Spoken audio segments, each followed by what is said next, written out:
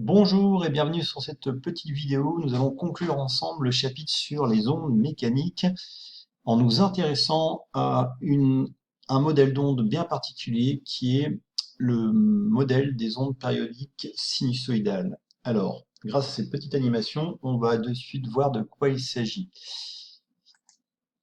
Alors d'abord, retour sur ce que l'on a vu pour l'instant, c'est-à-dire voilà, une onde simple où une perturbation se propage dans un milieu, ici une corde, et donc c'est une perturbation simple, et on voit que au passage de la perturbation, les points de la corde se soulèvent, puis se rabaissent, mais en tout cas ne sont pas transportés vers la droite, hein, ils retournent à leur position initiale une fois que la perturbation est passée, donc on a bien une onde, c'est-à-dire le transport d'une énergie sans transport de matière. La perturbation ici, l'énergie qui a été déployée par le moteur ici, se propage dans le milieu jusqu'à l'extrémité de celui-ci. Voilà.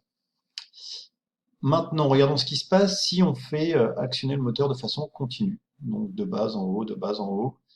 Voilà ce qui va se propager dans le milieu, des perturbations successives. Et ces perturbations successives, elles se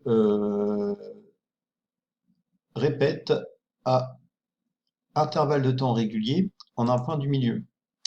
Vous voyez par exemple ici, si on suit le mouvement de ce point bleu là au cours du temps, donc voilà ce que l'on va observer. Donc ça c'est vraiment la courbe qui apparaît sur la droite, c'est le mouvement du point bleu au cours du temps. Donc on est bien sur ce point bleu, on regarde en toutes les secondes quelle est son amplitude et on trace la courbe. Et voilà ce que l'on observe, la courbe sur la droite. Ici, le mouvement du point bleu, il a cette forme-ci au cours du temps. Et donc, on s'aperçoit bien qu'au cours du temps, notre point bleu, il subit des perturbations qui se répètent régulièrement. La durée entre deux perturbations successives qui atteignent le point bleu, on appelle ça la période. Elle se mesure en secondes et elle se note T. Donc ici, la période sur ce graphique ici, ça serait la durée qui s'est écoulée entre cet instant-ci et cet instant-ci. Donc on a bien un axe de temps en abscisse ici. Donc voilà, il faudrait regarder à peu près, je pense qu'on est aux alentours de 2 secondes de période sur cet exemple-ci. Voilà, maintenant on va s'intéresser à deux points bleus particuliers. Là, ces deux points bleus qui sont repérés par les repères blancs. Et puis, on va arrêter la corde. On va faire une photo de la corde ici. Voilà. Et donc, cette photo de la corde, euh, je l'ai reproduite ici. Donc, quand je reproduis la photo de la corde, qu'est-ce que je reproduis en fait? Ce qui est en ordonnée, c'est l'amplitude des points de la corde en centimètres. Et ce qui est en abscisse, c'est ce qu'on lit ici, c'est-à-dire c'est la distance depuis le début de la corde en centimètres. Voilà, bon, c'est pas exactement la même échelle, ici j'ai reproduit que le début de la corde, mais enfin, c'est bien ça qu'on lit, c'est les amplitudes des points, là, on a tous les points de la corde qui sont représentés, alors qu'ici c'était juste le mouvement d'un seul point qu'on suivait. Là, ce que l'on voit, c'est tous les points de la corde, et surtout, c'est qu'en abscisse, ici on avait tout à l'heure, on suivait un point au cours du temps, là on suit tous les points à un instant donné, donc c'est figé, donc on a figé le temps ici, et ce qui évolue en abscisse, c'est la distance depuis le début de la corde. Et on voit que dans notre milieu, il y a des motifs, il y a les perturbations se répètent régulièrement dans l'espace. Donc on dit que les ondes périodiques sinusoïdales, elles ont une double périodicité.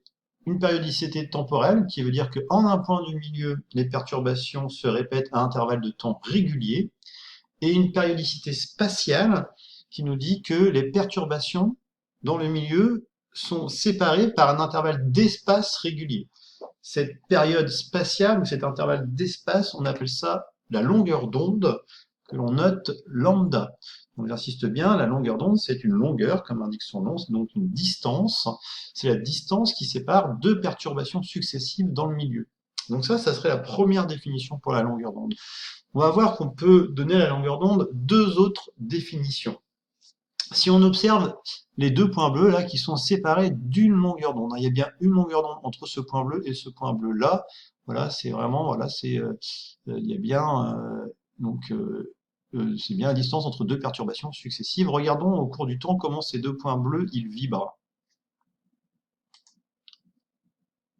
Alors, si vous regardez que les deux points bleus, hein, vous devez voir qu'ils vibrent d'une façon bien particulière. On va remettre un petit peu en arrière, ou peut-être un petit peu en avant même. Regardez-les, voilà. Ils vibrent vraiment d'une façon bien singulière, c'est-à-dire qu'ils vibrent de façon là, synchrone. Hein, quand il y en a un qui est en bas, l'autre aussi est en bas. Quand il y en a un qui est en haut, l'autre est en haut. Voilà, hein, c'est vraiment une vibration synchrone. On dit que les deux points bleus, ils sont en phase, ils vibrent en phase, c'est-à-dire qu'ils vibrent de façon synchrone. Et donc, la longueur d'onde, on peut aussi la définir comme étant euh, la plus petite distance qui sépare deux points du milieu qui vibrent en phase. Voilà, hein. Donc par exemple, ce point bleu là et ce point rouge là, ils sont clairement pas séparés d'une longueur d'onde parce que quand il y en a un qui va être en bas, l'autre va être en haut. Enfin, ils vibrent pas de façon synchrone. Ni ce point bleu là et ce point bleu là d'ailleurs. Par contre, ce point bleu là et ce point bleu là, oui, ils vibrent de façon synchrone parce qu'ils sont séparés d'une longueur d'onde. Donc la longueur d'onde, c'est la plus petite distance qui sépare deux points du milieu qui vibrent en phase. Alors si les points du milieu sont séparés de deux longueurs d'onde, comme ce point-ci et ce point-ci, s'il y a deux longueurs d'onde d'écart, ils vont aussi vibrer en phase. Mais ça ne sera pas une longueur d'onde, ce sera deux longueurs d'onde. S'il y a trois longueurs d'onde d'écart, ils vont aussi vibrer en phase. Donc la longueur d'onde, c'est vraiment la distance, la plus petite distance qui sépare deux points du milieu qui vibrent en phase. Alors on peut trouver une troisième définition pour la longueur d'onde, et pour ça, on va suivre le mouvement du point bleu sur une durée d'une période temporelle. Alors, le point bleu, pendant une période temporelle, regardez ce qu'il fait comme mouvement. Ici, il part d'une position haute comme ici. Il va redescendre, puis il va remonter à sa position haute. Donc, on va suivre le temps que le point bleu la fasse un aller-retour. On va regarder la perturbation qui est ici, de quelle distance elle va se déplacer. Allez, c'est parti. Et donc, le point bleu, il descend. La perturbation, elle avance. Le point bleu, hop, il arrive en l'air, il est reparti à sa position de départ ici. La perturbation, elle est arrivée ici. Elle était là et elle est arrivée ici. Elle a parcouru une longueur d'onde. Voilà. Le temps que le point bleu fasse un aller-retour, cette perturbation-ci s'est déplacée de une longueur d'onde. Donc finalement, on peut définir la longueur d'onde aussi comme étant la distance que parcourt l'onde pendant une période temporelle. Alors, tout ça, c'est résumé ici. Donc voilà les trois définitions qu'on peut retenir et qu'on va retenir pour bien comprendre ce que c'est qu'une longueur d'onde et tout ce que ça implique comme définition. Première définition, c'est la distance qui sépare deux perturbations successives. C'est pour ça qu'on parle de période spatiale.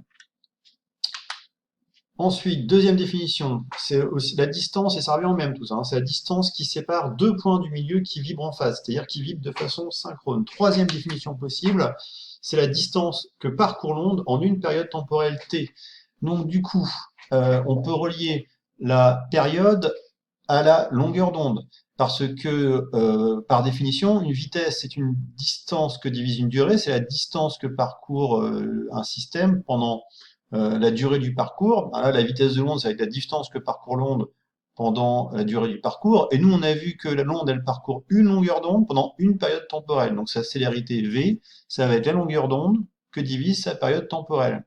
Et comme l'inverse de la période temporelle, c'est-à-dire 1 sur t, c'est égal à la fréquence de l'onde, on peut aussi noter que la célérité de l'onde, c'est sa longueur d'onde fois sa fréquence. Voilà les trois définitions, et on remarque bien qu'à chaque fois dans les trois définitions, le terme qui arrive en premier, c'est distance. Une longueur d'onde, c'est une distance. Voilà, la dernière formule qu'on a notée ici, elle est hyper importante, elle est à connaître par cœur et à savoir appliquer, et donc faire attention aux unités, la célérité en mètres par seconde, la longueur d'onde en mètres, et la période en secondes, et puis pour la fréquence, forcément, c'est l'inverse des secondes, c'est-à-dire des hertz. Une petite application pour terminer sur ces ondes sinusoïdales. Eh ben, ces ondes sinusoïdales, en fait, elles peuvent modéliser la plupart des ondes qui nous entourent, les ondes de télécommunication, les ondes sonores, et les ondes lumineuses aussi. Alors un petit exemple qui est facile d'approche, c'est l'exemple du diapason. Alors le diapason, c'est ce petit instrument de musique là qui a une forme de Y, il est en métal, que l'on couple à une caisse de résonance en bois pour amplifier le son. Ce petit instrument en métal, il a la particularité d'émettre une note bien précise. Alors en général, il est taillé de sorte à émettre un la pur, et à une fréquence de 440 Hz. Alors, un petit retour sur ce que c'est le son. avec cette petite animation là qui nous montre de cette animation, on voit ici un haut-parleur avec sa membrane et puis devant les points noirs, là c'est les molécules d'air qui se trouvent devant le haut-parleur. Et donc quand on fait bouger la membrane, et ben elle vient comprimer les molécules d'air qui sont devant, qui à leur tour vont comprimer les molécules d'air d'à côté, et donc la perturbation se propage de proche en proche. C'est bien un son que l'on a. Alors on peut aussi faire une impulsion, des impulsions sinusoïdales, c'est-à-dire que voilà, la membrane elle bouge en faisant des allers-retours et donc le milieu, c'est-à-dire l'air est comprimé, enfin de façon continue. Donc si on fait un arrêt sur image, on voit qu'il y a des zones qui sont où les molécules d'air sont très proches, donc la pression ici de l'air va être un peu plus élevée que la pression atmosphérique, et puis des zones où les molécules d'air sont plus éloignées, donc ici on aura une pression qui sera un peu inférieure à la pression atmosphérique, donc on dit qu'en fait une onde sonore modifie localement la pression avec des zones de surpression et des zones de dépression. Et un micro, c'est un système qui va être sensible à ces variations de pression parce que devant le micro, vous avez une membrane et cette membrane, elle va vibrer avec les molécules d'air et sa vibration va varier, va dépendre de l'état de pression ou de surpression de la zone d'air. Donc voilà, si on reprend l'animation, vous voyez, la membrane va être comprimée ou détendue en fonction de l'état de la pression au niveau de là où se trouve le micro. Et derrière le micro, il y a un petit système qui retranscrit les vibrations mécaniques de la membrane en vibrations électriques de même forme. Et donc nous, c'est ce que l'on a à la sortie d'un micro. On a donc un signal électrique qui est analogue au signal mécanique perçu par la membrane du micro. Et donc pour un diapason, et ben voilà, le signal électrique va relever le micro, ça va être un signal qui est sinusoïdal parce que l'onde émise par un diapason, elle est purement sinusoïdale. Alors les autres instruments de musique émettent des notes qui sont pas tout le temps forcément sinusoïdales, mais en tout cas, elles peuvent être décomposées comme la somme de sinusoïdes. Donc on voit que ce modèle de l'onde sinusoïdale, il est hyper important parce que n'importe quelle onde finalement qui sera périodique pourrait être vue comme la somme d'ondes sinusoïdales. Donc voilà pourquoi on prend notre temps pour bien étudier ce modèle.